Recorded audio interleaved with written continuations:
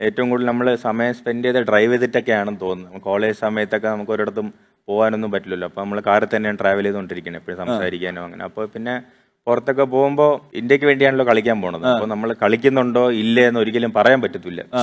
അപ്പോൾ അവിടെ കളിക്കുന്നില്ലെങ്കിൽ ഭയങ്കര ബോറടിയാണ്. ഓഫ് ദ ഫീൽഡ് എന്ത് ചെയ്യും, ക്രിക്കറ്റ് ചിന്തിക്കാനൊന്നും ഇല്ല. പിന്നെ അപ്പോൾ ഞങ്ങൾ ഒരു ഡിസിഷൻ എടുത്തെന്ന് വെച്ചാൽ ന്യൂസിലൻഡിൽ എന്തോ പോയപ്പോൾ അവിടെ തന്നെ കാർ ഹയർ ചെയ്ത്. അപ്പോൾ അവിടെ നമ്മുടെ റെന്റിങ് ഇതൊക്കെ ഉണ്ടല്ലോ. അപ്പോൾ എവിടെ പോയാലും ആദ്യം അവിടെ കാർ ഓൺലൈൻ ഹയർ ചെയ്യും. എന്നിട്ട് ഹോട്ടലിൽ ബാഗ് വെച്ചിട്ട് നേരെ നമ്മൾ കാർ എടുക്കാൻ പോകും. എന്നിട്ട് ടൂർ സമയം ഫുള്ള് ആ കാർ നമ്മുടെ കൂടെ കാണും. അപ്പോൾ നമ്മൾ കറങ്ങി തോന്നിയ സ്ഥലത്തൊക്കെ പോയി നല്ല, അത് നമ്മൾ കളിക്കാനാണ് പോകുന്നത്, പക്ഷെ കളിപ്പിക്കുന്നില്ല. ഇനി ഇതെല്ലാം ചെയ്യാൻ പറ്റും. പിന്നെ അല്ലാതെ നമ്മുടെ ലാലേട്ടനും ശ്രീനിവാസൻ സാറിനെ പോലെ തകർക്കുക.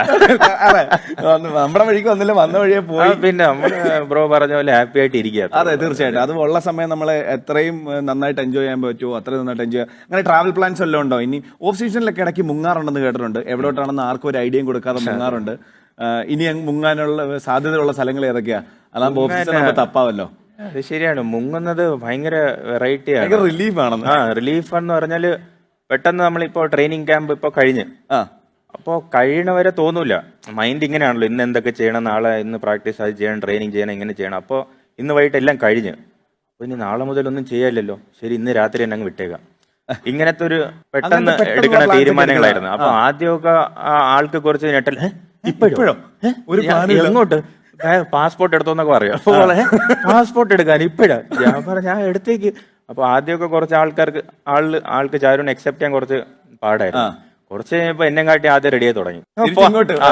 പാസ്പോർട്ട് എടുക്കട്ടില്ലേ? ഞാൻ ഇന്നലെ കൊച്ചിയിൽ വരാൻ പറഞ്ഞപ്പോഴും പറയുന്നുണ്ട് പാസ്പോർട്ട് എടുക്കണോ.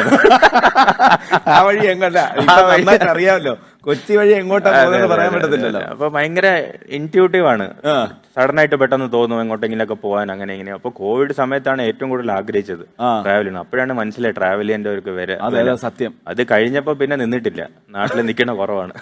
അങ്ങനെ ഓടി കടന്ന് നേരത്തെ പറഞ്ഞ പോലെ നമുക്ക് പറ്റുന്നിടത്തോളം കാലം ട്രാവൽ ചെയ്യുക എന്നുള്ളതാണല്ലോ പറയുന്നത്. ഉറപ്പായിട്ടും അത്രയും ട്രാവൽ ചെയ്യുമ്പോൾ നമ്മുടെ ഈ ഒരു ഏജും ഈ ഒരു എനർജിയും മാക്സിമം എൻജോയ് ചെയ്യണമല്ലോ. ഈ സമയത്ത് തോന്നിയതൊക്കെ നല്ലതൊക്കെ മാക്സിമം എൻജോയ് ചെയ്യണം. ലൈഫിനെ കാണുന്ന അങ്ങനെയാണോ? നമ്മൾ നിൽക്കുന്ന മാക്സിമം സമയം നമ്മൾ എൻജോയ് ചെയ്യുക, അതാണോ ലൈഫ് എന്ന് പറയുമ്പം?